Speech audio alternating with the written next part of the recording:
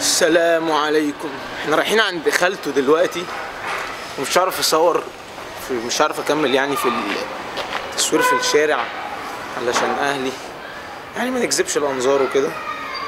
فباذن الله يعني تقريبا متعزمتش عند خالتي دي من فتره كبيره قوي. صله الرحم والاعراض دي اثر فيها جدا. فقابلكم هناك بقى. احنا اخر مره رحنا لها امتى؟ اكذب طيب؟ ايوه الصراحه انا مقصر يا ماما في صله الرحم. ايه ده؟ تعالى تعالى تعالى يا ابني تعالى. بس تعالى. شايفه يا ماما؟ شايفه يا ماما العيال بتحبني. خلاص انتوا كده طلعتوا في الفلوج ده كمان. فاكرين انتوا طلعتوا في انهي فلوج؟ ايوه لما كنا هناك كده عند الصيدليات هناك. كنت ساعتها ببقى فلوج بالموبايل. انا بشوفهم دايما على الفيس. ربنا رزق. بتشوف الفلوجات؟ بص. عايزين حاجة؟ سلام.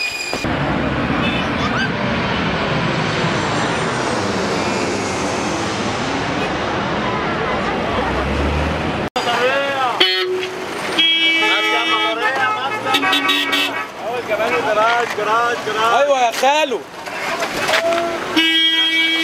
يلا خش يا خالو. هنقصنا في الفلوج. ايه يا ياسين زعلان ليه؟ خلاص هنوصل. مش هنروح لخالته عشان ناكل؟ لا لا لا لا احنا كبار، احنا كبار. ما حدش بيعمل كده. صح؟ في راجل بيعمل كده؟ الناس هنا طبعا بالنسبه لها برضو موضوع الكاميرات غريب.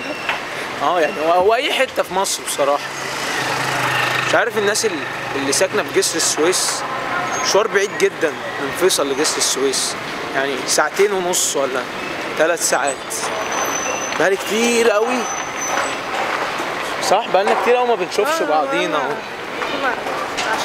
والله ما عارف ربنا هيسامحني على حكايه الحجج اللي انا بقولها دي، ان انا مشغول والشغل ومش عارف ايه، على صله الرحم اللي احنا اصلا يعني حتى اهل امي يعني بشوفهم برضو بنتكلم، لكن اهل والدي بقى خالص بقى. مفيش خالص. يا دوبك بكلمهم كل عيد. قلقت صح؟ لا يا عم. امال بتطلع معايا في الاسانسير ليه؟ طب ما الكاميرا معانا على طول. اي فرح اما لازم بس ده مش فرح. ما انا فاهم، ده عائلات عادي عايزين تصور عائلي عادي. طب امال طالع معايا ليه في الاسانسير؟ طالع معاك زيادة اكيد. زي ايه يا عم يوسف؟ معايا يا عم جمال. الراجل ده فاكرني طالع اخطفكم. طالع اخطفنا بالمسدس ده. ايه ده؟ ايه ده؟ ايه ده؟ الله ايه الجمال ده اقسم بالله. ايه الجمال ده؟ انا جاهز. انا جاهز. الواد ده مشهور قوي انا عارف. بشوفه على النت ده. ايه تسلم معاه؟ انت خلاص؟ هات بص يا بوسني هنا. بوسني هنا. ايه؟ مالك؟ عايز اشوف. عايز تشوف ايه؟ عايز اشوف يا عم جمال. طب ماشي هسيبك واجي لك وقت تاني. فين يا عم اللعب بتاعتك؟ دوري. ليه؟ مش عايز. انت خايف يا حد؟ انا عندي لعب، انا عندي عجلة. عجلة؟ بتروح بيها فين؟ اتكسرت. ليه كده؟ امال ما بقتش عندك خلاص؟ عندي بس ماما تصلحها. ماما هتصلحها؟ ده اسمه ايه؟ ده فلوب. ايه ده؟ خالته لما عرفت ان انا اكلت سمان في الفلوج راحت عامله ايه؟ راحت عامله لنا عزومه وعزمتنا علشان تعمل لنا سمان، بس جينا لقيناها مش عامله سمان. نعمل ايه؟ احنا بنكتر كده ليه؟ اهو ما شاء الله. ايوه ما شاء الله. ما شاء الله. رجال المستقبل. كنت نزلت بوست من فتره اللي هو من اكتر الحاجات اللي بتفرحهم ان انت تقول لهم ده الله ده الاكل بتاعكم جميل جدا. سبحان الله ده من الكذب المباح اللي هو انت ممكن تكذب على زوجتك تقول لها الله الاكل بتاعك جميل. الكذب اللي بيجلب موده ده. بس مش معنى كده يعني ان انت تنافق، يعني لو في حاجه تستدعي التحسين نحسنها. يا ابني سيبوني في حالي يا ابني. بقول لك ايه، بما انك راجل متزوج كذبت قبل كده في حوار الاكل ده؟ يا ابني احنا عايشين بالكذب صح؟ مفيش لا حب بس انا الا في موضوع الاكل ده. انا في موضوع الاكل ده ما بكذبش. لازم ادي الكومنت بتاعي وزي ما تيجي بقى. والتعديل ياسر، عشان التعديل بعد كده مستمر. لو ممكن يحصل ايه مثلا؟ ممكن المضاعفات بتاعتك تبقى ايه؟ انت ما تاكلش اليوم لا ده، ممكن مفيش اكل تاني بقى، انت فاهم. تاني مضاعفات. لا هي انت لازم حتى تقول على الاكل ايه يعني تحفه، ما ينفعش تقول حلو، لازم تقول الاكل تحفه، ما ينفعش.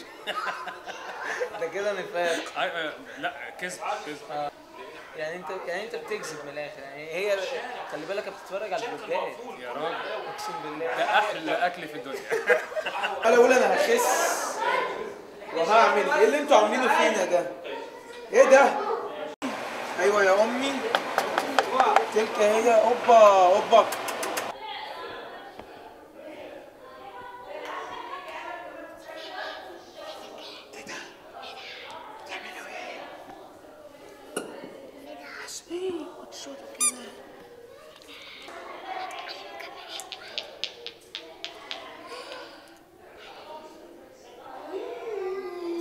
شافونا.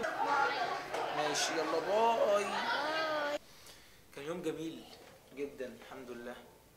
واحد كده حاسس ان هو ما بيقعدش مع اهله خالص، يعني انا قاعد حتى في وسطيهم ماسك التليفون، فاتضايقت قوي من نفسي. حسيت ان انا خلاص بقيت مدمن بقى، وان انا ابتديت يبقى عندي بديل ليهم اللي هو السوشيال ميديا.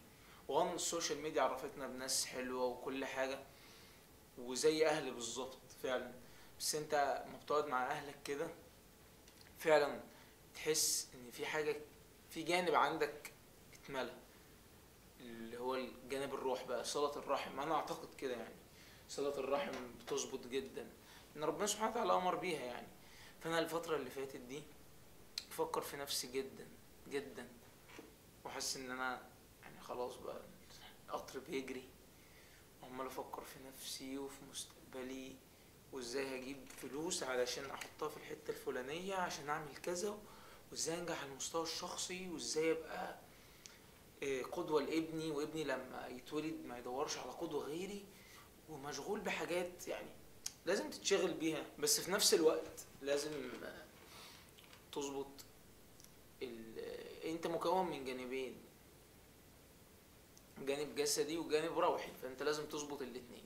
كنت مع الشيخ، كنت بسأل الشيخ كده في مرة في المسجد عن تفسير آية كده في سورة الروم، فكان سبحان الله خدني الآيتين تانيين بيفسر لي، بيقول لي بص بقى عظمة القرآن. فربنا سبحانه وتعالى بيقول ايه؟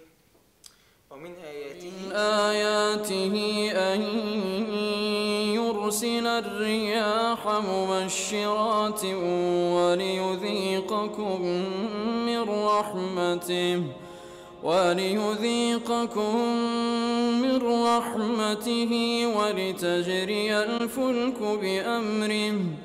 ولتجري الفلك بأمره ولتبتغوا من فضله ولعلكم تشكرون.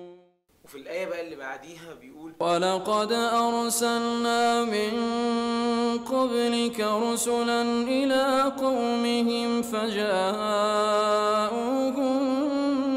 بالبينات فانتقمنا من الذين أجرموا وكان حقا علينا نصر المؤمنين. يعني ربنا اتكلم في الآية الأولى عن الرياح، وفي الآية الثانية اتكلم عن الرسل، ورجع اتكلم عن الرياح تاني في الآية الثالثة. الله الذي يرسل الرياح فتثير سحابا فيبسطه في السماء. فالشيخ بيقول لي طب ليه بقى هنا ربنا ما اتكلمش عن الرياح كلها؟ وبعد كده دخل في موضوع تاني. فتفسير بقى الآية الأولى إن ربنا سبحانه وتعالى بيقول لك إن هو اداك الرياح علشان تنزل على الأرض فتثمر الأرض فأنت تاكل، فده الغذاء الجسدي، وإن ما ينفعش بعد الغذاء الجسدي غير تتكلم في الغذاء الروحي، لأن أنت مكون من الاتنين دول. فيجي بقى للآية التانية بتاعت ولقد أرسلنا من قبلك رسلا، فتيجي بقى للرسل اللي هو غذاء الروح اللي هو الهادي بقى بتاعهم. سبحان الله القرآن بس فما ينفعش ان انت تبقى ماسك جنب واحد بس بتطور نفسك فيه، وحتى لو انت ناجح فيها تحس بضيق.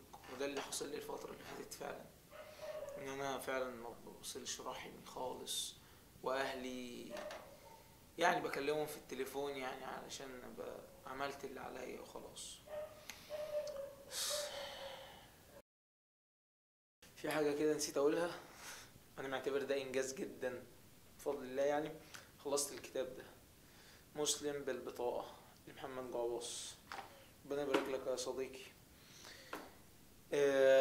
معتبره انجاز ليه؟ لان انا اول مرة في حياتي اخلص كتاب، وخلصته تقريبا في 3 ايام. مش لازم يعني اخلص بسرعة على قد ما الاستفادة تكون كبيرة.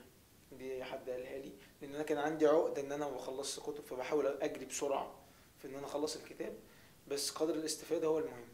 فكر ان انا اعمل ريفيو، كاتب بيحاول يوصل لنا ايه وايه اللي انا طلعت بيه من الكتاب والحاجات دي. باذن الله نعمل ملخص كده سريع للكتاب باذن الله.